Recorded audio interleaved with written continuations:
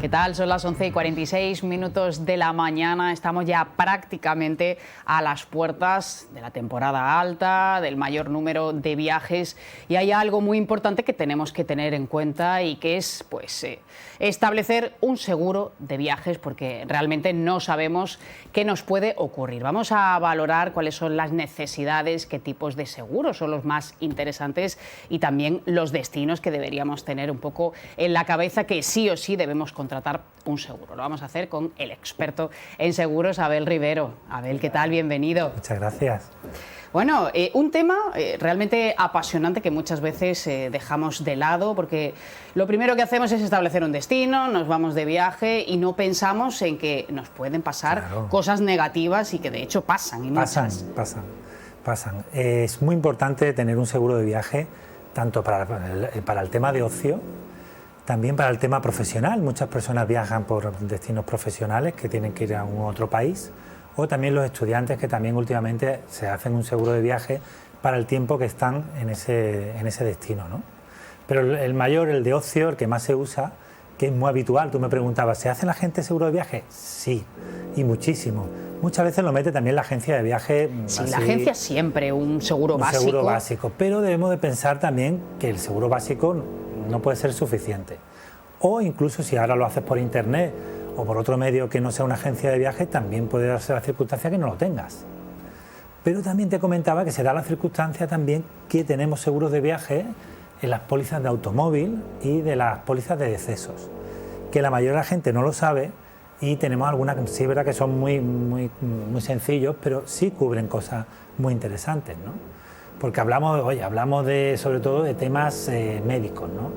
Si nos pasa algo, como te he comentado, en Estados Unidos, la factura es desproporcionada a unos niveles que nos pueden arruinar la vida. Total. Entonces hay que tener muy en cuenta, por ejemplo, para Estados Unidos tenemos un seguro específico, donde tenemos la asistencia sanitaria ilimitada, ¿no? Entonces muy importante tener en cuenta sobre todo eso. También el seguro de viaje cubre muchísimas más cosas, ¿no? La pérdida de maletas, ¿no? Que es muy típico, ¿no? También damos una cantidad para que mientras aparece en la maleta o no aparece, puedas tener un dinero para poder comprarte ropa o lo que necesites, ¿no? O la famosa cancelación de viaje, ¿no? Que nos puede pasar muchísimas cosas antes de un viaje y nos quedamos con el viaje pagado y ¿quién nos devuelve el dinero, no? Y ahí sí es verdad que hay un mundo, ¿no? Pues te pueden llamar, imagínate, estás en el paro y te llaman para un trabajo y tienes que atenderlo sí o sí. Entonces eso lo contemplamos, ¿no? O una enfermedad, ¿no? O un fallecimiento de un familiar, una enfermedad grave también de un familiar directo, ¿no? Todo ese tipo de cosas nos puede fastidiar el viaje, y la compañía de seguro puede pagar los gastos del viaje. Sí, arruinar incluso la vida, porque claro, si vas a un destino en el que pues no tiene un servicio sanitario adecuado, pues si te tienen que desplazar a otro país o a otra ciudad lejana, claro, es que se pueden dar variantes muy terribles. Imagínate en el caso de que estás en un país, pues no sé, en Tailandia, como hemos comentado también, y tienen que repatriarte, ¿no? Eso ya tiene un coste bastante importante. O sea, te has partido una pierna y necesitas volver en un avión medicalizado, en unas condiciones especiales, y no puedes volver en tu avión habitual. Entonces la compañía se haría cargo también de eso, ¿no? Y ya no hablamos, por ejemplo, si viajamos en un grupo, un fallecimiento, ¿no? Una repatriación de un país de ese tipo puede costar 15 o 20 mil euros. O sea que debemos de mirarlo cada vez que viajamos muy bien, y asesorarse sobre todo, ¿no? Y la letra pequeña, porque hablabas de las agencias de viajes que tienen determinados seguros, pero es conveniente leérselo y saber qué te va a cubrir, porque a veces se puede quedar un poco en la superficie. Me gustaría comentar algo que casi nadie lo sabe, pero es muy importante saber, cuando contratamos un seguro de viaje y contratamos la asistencia médica, los seguros de viaje solo van a cubrir, a no ser que lo especifiques, las accidentes, ¿no? Como tal, oye, entrar un cólico es normal, pues es una cosa que no está prevista, ¿no? Pero hay que tener muy en cuenta que los seguros, si no lo especificas, no contratas esa garantía de enfermedades que ya tengas. Por ejemplo, si eres una persona que tiene problemas de corazón y te ha dado un problema de corazón y la compañía de seguros sabe que tienes problemas de corazón y te ha dado un problema de corazón en otro país del mundo, no te van a atender ese problema. Los temas crónicos no lo va a cumplir la compañía de seguro, a no ser que lo contrates específicamente. O sea que hay que tener muchísimo cuidado, porque si hay personas que tienen una salud delicada, por ejemplo, me pasó un caso recientemente en Estados Unidos de epilepsia. Le dio un ataque epiléptico en mitad de la Ruta 66 y la compañía, como era un tema crónico, no tenía contratado esa opción y no se hizo cargo de ese problema.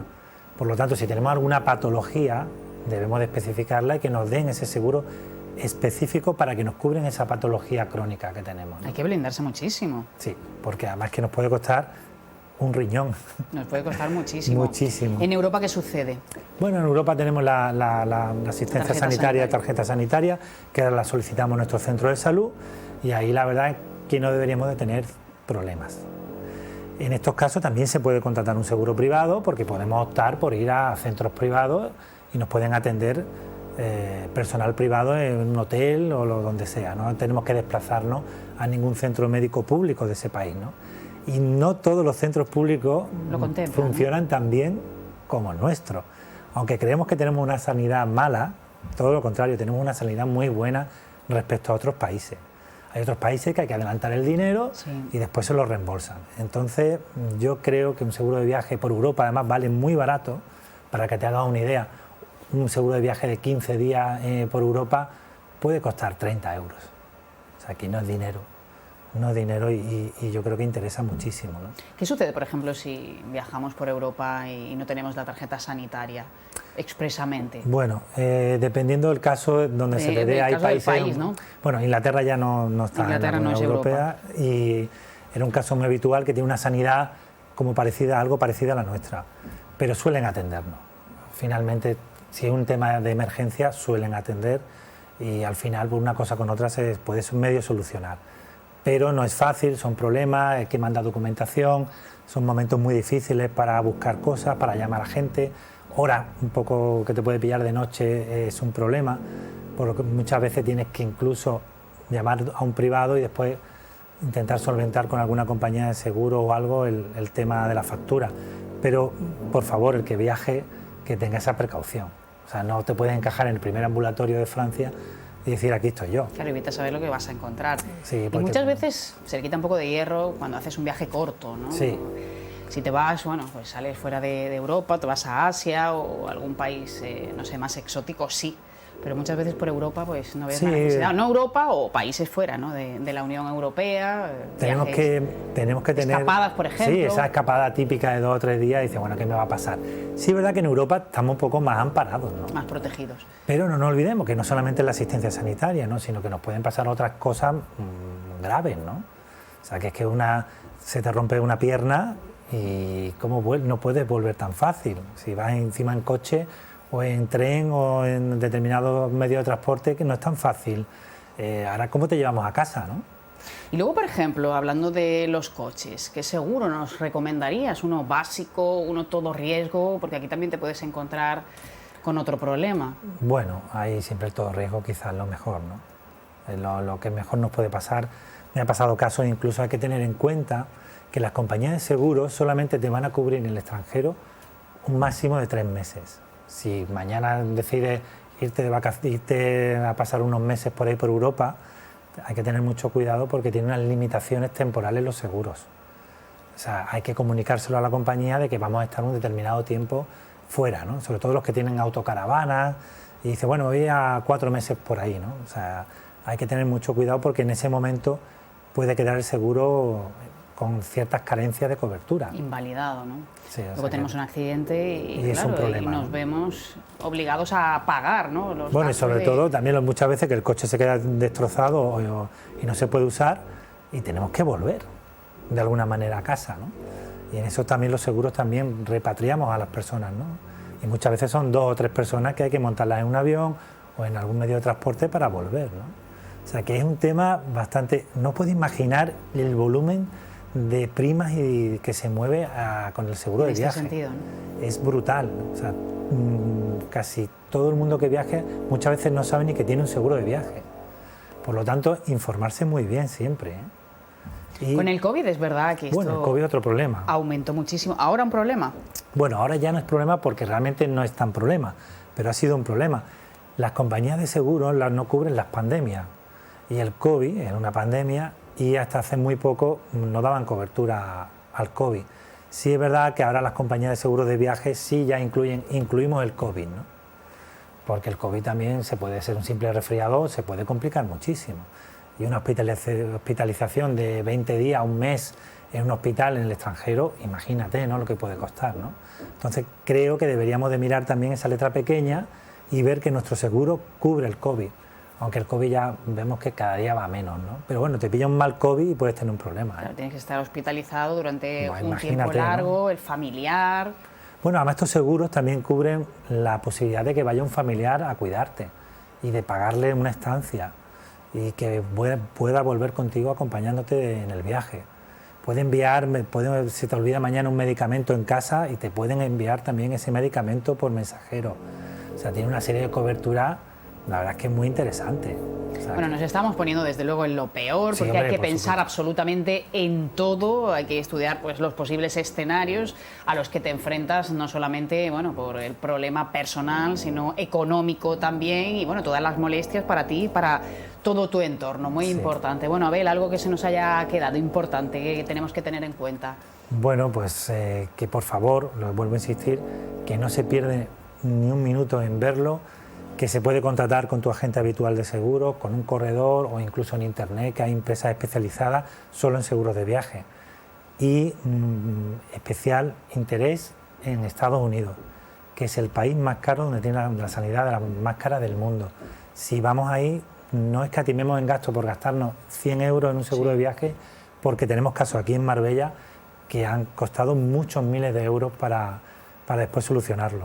O sea que informarse un poquito y un minuto nada más para eso. Bueno, y echarle un vistazo, como decías, al seguro Sí, del coche, del coche al seguro y el de de excesos. ¿Hay exceso. alguno más también que No contemple suelen llevar. los dos? El seguro de salud. El seguro de salud. También lleva siempre una partida para temas en el extranjero. Esto es muy interesante también saberlo. Abel, muchas gracias. Venga a ti. Hasta pronto. Hasta luego. Recientemente, bueno, pues las distintas ligas de baloncesto llegaron a su punto final. Celebraron el fin de fiesta en el pabellón Carlos Cabezas.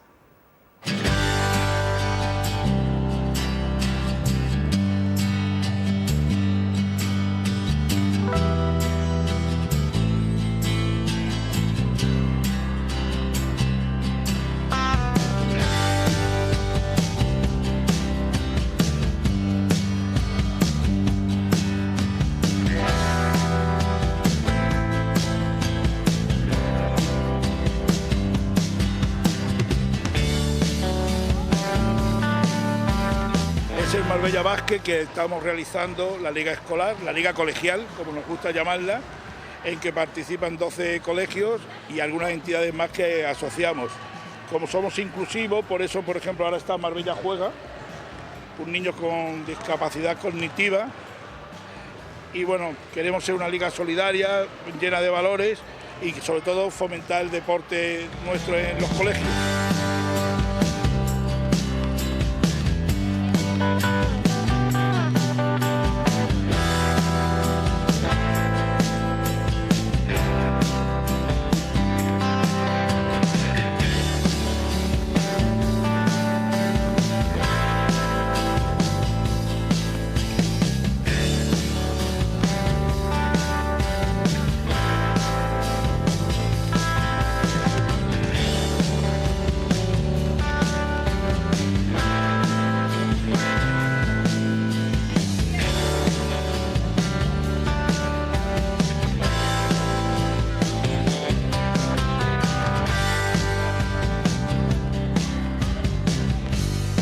Realmente habrá un total unos 26 equipos, si empezamos a dividir por edades y tal, y llega a los 400 niños de liga escolar.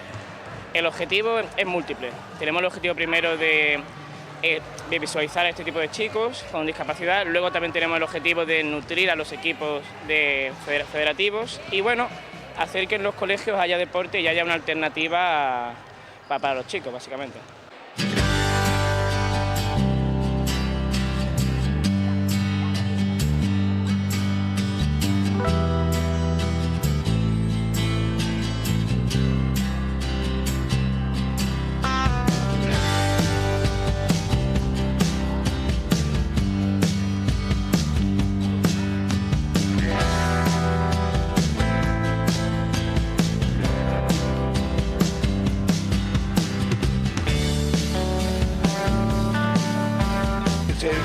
practica dos veces por semana en los colegios y luego una vez al menos nos reunimos todos aquí en el pabellón.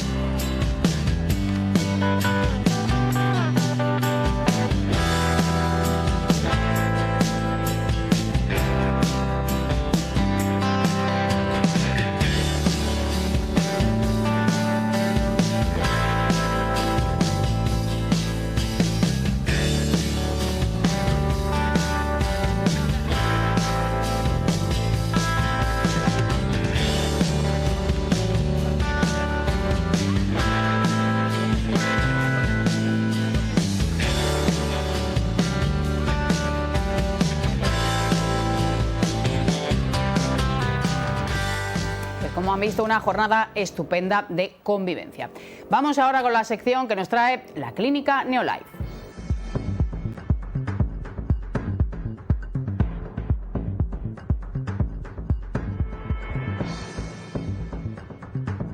Dicen que si no existiera habría que inventarlo. Vamos a hablar del huevo, que es un alimento barato y que tiene multitud de propiedades y de nutrientes. Vamos a charlar un ratito con nuestro nutricionista, con David Baeza. Buenos días, David, ¿qué tal? Buenos días, Eva. ¿Cómo estás? Bueno, pues muy bien. Hoy vamos a hablar de un alimento, bueno, tan sencillo y tan potente como es el huevo. Vamos a saber todo sobre el huevo. Así es. Vamos a empezar por el principio. ¿Cuáles son los nutrientes más destacados del huevo? Mira, el huevo me parece que, como estabas comentando, es un superalimento, ¿no? En él podemos encontrar pues, proteínas de muy alto valor biológico, diferentes tipos de vitaminas, como podría ser, por ejemplo, la vitamina A, encargada de la salud ocular, o la vitamina D, que es, bueno, ciertamente difícil de conseguir. Esta es la que podemos sintetizar a través del sol, o suplementarnos, por ejemplo. También la vitamina B12, que es ciertamente importante para tratar algunos tipos de anemias o más bien prevenirlas. Además de pues, minerales interesantes como podría ser el hierro, el zinc o el selenio. No solo esto, sino que además nos aporta diferentes tipos de ácidos grasos saludables, como podrían ser los ácidos grasos monosaturados o los poliinsaturados. Además de colina, que es una molécula muy interesante para un correcto funcionamiento de nuestro sistema nervioso central, la sinapsis neuronal. Bueno, casi nada. ¿Cuál es la diferencia entre la yema y la clara en términos nutricionales? Porque muchas veces se desecha una cosa porque se piensa que engorda, que tiene grasa. Así es. Bueno, que tenga más grasa siempre va a hacer, obviamente, que sea ciertamente más calórico, pero eso no quiere decir que vaya a ser mejor o peor, ¿no? Fíjate. La yema contiene principalmente grasa. Sí que es cierto que esta grasa es una grasa saludable y nos aporta vitaminas liposolubles y una pequeña cantidad de colesterol, que ahora sí que hablamos sobre esto. La clara, por otro lado, es rica en proteínas, en este caso no contiene grasas ni colesterol, y como iba diciendo antes, pues estas proteínas que tiene la clara están compuestas por unos ladrillitos que las forman, los cuales llamamos aminoácidos esenciales. Y pues bueno, la proteína del huevo tiene un montón de estos aminoácidos, por tanto, pues podemos decir que tiene una proteína de muy alto valor, de muchísima calidad. Por eso es tan importante la proteína del huevo que hemos escuchado. Si vamos al dato, ¿cuánta proteína en concreto tiene el huevo? Muchísima, ¿no? Sí, es un alimento que ciertamente es bastante proteico. Podemos encontrar en un huevo de tamaño MD unos 6-7 gramitos de proteína, como digo, de muy alta calidad, ¿no? Y bueno, haciendo un poquito de referencia a lo que siempre comentamos y relacionándolo un poco todo con la salud, pues las proteínas son esenciales para que nos desarrollemos, para que crezcamos bien, para que reparemos tejidos, ¿no? Favorece la función inmunológica, por ejemplo, incluso la expresión hormonal. Entonces, bueno, podemos entender que el consumo de proteínas y la relación con esta masa muscular siempre va a ser interesante para tener un óptimo estado de salud. Fíjate, una adecuada masa muscular va a ayudar a reducir el azúcar en sangre, a mejorar el funcionamiento de la insulina, que ya sabemos lo importante que es, por ejemplo, para la prevención de enfermedades como la diabetes tipo 2 y incluso la Alzheimer.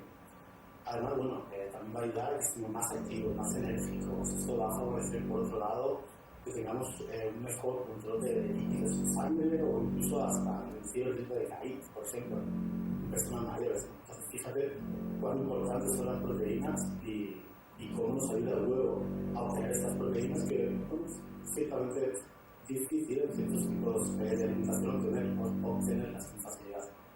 Bueno, básico y muy importante. Es importante seguir derribando mitos. Antes se decía que, bueno, que el huevo te podía hacer subir mucho nuestros niveles de colesterol. ¿Esto tiene base? Pues fíjate, antes pensábamos que aumentar el colesterol dietético por parte del huevo, por ejemplo, iba a aumentar significativamente el colesterol de sangre, pero a día de hoy sabemos que esto no es así. El encargado regular el colesterol de sangre es nuestro hígado. Lo que, por ejemplo, sí que podemos hacer para hackear de esta manera este proceso es añadir a nuestra alimentación cotidiana, por la mañana, por ejemplo, entre 1 o 2 huevos en función de nuestra necesidad energética. Y ahora sí que sabemos cómo cocinarlo, porque creo que también puede ser interesante, ¿no? Entonces, añadiendo estos huevos por la mañana, lo que vamos a hacer es enviar una señal a nuestro hígado diciendo algo así como: hola, hay un nivel adecuado de colesterol en sangre, no hace falta que lo produzcas, ¿no? Entonces, fíjate como más que aumentar el colesterol en sangre, lo que va a hacer es ayudar a regularlo. O sea, es muy interesante. Por otro lado, por ejemplo, si el colesterol no nos sube el colesterol, o sea, cuando el huevo no nos sube el colesterol, ¿qué sí lo hace, no? Fíjate, dijo que glucosa mantenidos en el tiempo, es decir, consumo de azúcar libre. Pero al consiguiente pico de insulina, esto va a ayudar a aumentar los triglicéridos y sobre todo el colesterol LDL, que se conoce como colesterol malo. Por ejemplo, ultraprocesado grasas en grasas transaturadas, aceites de semilla, como podría ser aceite de girasol y en medio de fritura, por ejemplo, una pasta frita o algo así. Esto sí va a aumentar el colesterol en sangre y no ciertamente el huevo que estamos ahora. ¿Y cuál es la manera de cocinar mejor un huevo, pues, para conservar todos sus nutrientes? Fíjate, si conseguimos que esta yema quede lo más jugosa posible, vamos a reducir el degradado de vitaminas, por ejemplo, ¿no? Entonces, un huevo a la plancha, un huevo escalfado o incluso un huevo pasado por agua va a ser mucho más interesante que, por ejemplo, un huevo frito, el cual lleva la adición del aceite donde lo estás friendo. Que si lo fríes en aceite de oliva, pues va a ser menos nocivo, pero si lo fríes en aceite de girasol, como estamos hablando, pues no va a ser más interesante para. Bueno, estamos hablando de un superalimento barato, muy fácil de cocinar, muy básico. ¿Cuáles son los beneficios que nos aporta a nuestra salud? Pues fíjate, de cierta manera, pues lo hemos ido comentando un poquito, ¿no? Nos va a aportar todas estas proteínas de alta calidad con todos estos beneficios que acabamos de comentar. Vamos a tener un adecuado aporte de vitaminas de ambos grupos. Vamos a tener un aporte de minerales esenciales. El huevo, por la característica que tiene, al tener tanta proteína, también va a ser una fuente de saciedad importante en una dieta de pérdida de peso. Entonces puede favorecer la pérdida de peso. Esa vitamina A que tiene el huevo nos puede ayudar incluso a mantener la salud ocular, esa vitamina D, la salud ósea, y después a mejorar esos lípidos en sangre, no reducir o mantener ese colesterol a rayas, que fíjate es un alimento súper interesante. Y hablando de calorías, ¿cuántas tienen y cuántos podríamos comer a lo largo del día? Pues fíjate, el huevo es un alimento que no es muy calórico. Un huevo de tamaño M o L puede tener unas 70 o 80 calorías. Por lo tanto, bueno, en función de tu necesidad energética, podemos comer entre 1 o 2 huevos al día sin ningún tipo de problema. Obviamente, partiendo de la base de que somos individuos activos, de que practicamos ejercicio físico y que no tenemos ninguna enfermedad asociada. En este caso, si es así, pues tenemos que sentarnos y valorar y entonces decidir. Pero bueno, individuos sanos y activos, que deberíamos de ser la mayoría de la población, no hay ningún problema entre 1 y 2 huevos. Bueno, vamos a aprender también a leer los huevos, ¿no? Porque el número que aparece, ¿a qué hace referencia, por ejemplo? Fíjate, cuando cogemos un huevo y lo compramos, el primer numerito nos dice el sistema de producción del huevo. Con esto podemos ver, por ejemplo, si tenemos un 0, va a ser una producción ecológica, si tenemos un 1, va a ser una producción campera, Y estas dos son las más interesantes. Si compramos huevos de la calidad 2 o 3, se ha visto que el contenido de ácidos grasos de estos huevos, aunque están criados en aulas, dentro de fábricas, en condiciones pues poco saludables para la gallina, tienen ratios algo más elevados de omega 6, que es un ácido graso más inflamatorio. Mientras que los huevos ecológicos o en gallinas camperas, conocidos como gallinas felices, pues podemos encontrar huevos bastante más saludables. El resto de los numeritos pues hace referencia, por ejemplo, al país de producción, la provincia, el municipio o incluso el tipo de la granja. Así que el huevo está muy bien señalizado para que no se nos pierda información. Para que sepamos claramente su origen. ¿Es necesario lavarlo? Pues esta es la pregunta que más puedo resolver también en consulta. Fíjate, los huevos no hace falta ni que lo conservemos en la nevera ni que lo lavemos. Una vez que tú higienizas el huevo, lo que estás haciendo es que la cáscara, por esa porosidad que tiene, favorezca el paso de alguna bacteria o algún microorganismo que se encuentre en la parte exterior de esta. Así que únicamente con frotarlo, si encontrásemos algún tipo de residuo en esto, sería más que suficiente. Como digo, ni nevera ni lavado, no sería necesario. No es necesario. Alimentos, huevos blancos o oscuros alimentan de la misma manera, ¿no? Totalmente. El huevo blanco y el huevo oscuro tienen la misma densidad nutricional, tienen el mismo contenido en términos de nutrientes. Sí es cierto que algunas gallinas, pues bueno, colocan o ponen huevos de diferentes colores, pero en términos nutricionales varía bastante. Bueno, prácticamente igual. Bueno, por último, ¿cómo sabemos si un huevo está fresco?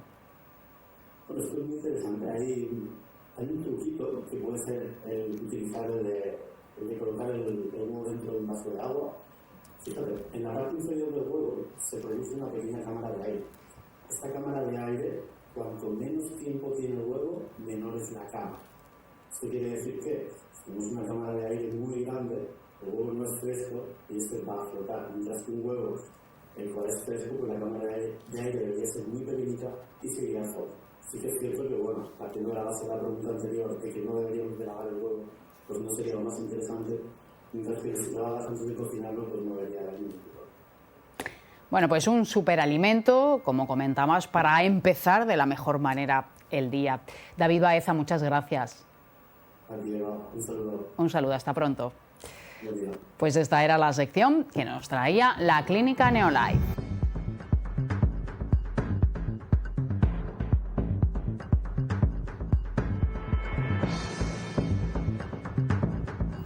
Pues con estos consejos nos vamos a ir unos minutitos, una parada corta publicidad y terminamos ya. Llegamos a la recta final. Hasta ahora.